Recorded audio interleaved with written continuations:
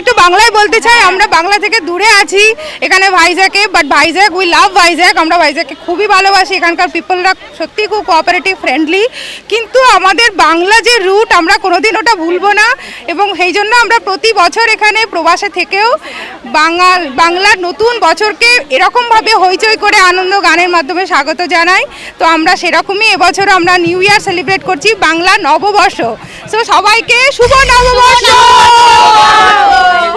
বর্ষ অগ্রিম শুভেচ্ছা সবাইকে। বাংলা জিন্দাবাদ, বাঙালি জিন্দাবাদ।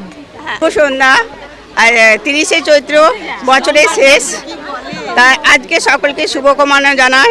চৈত্র মাসের সংক্রান্তি চড়ক আর শুভ নববর্ষ আগামী শুভেচ্ছা জানাই সকলকে।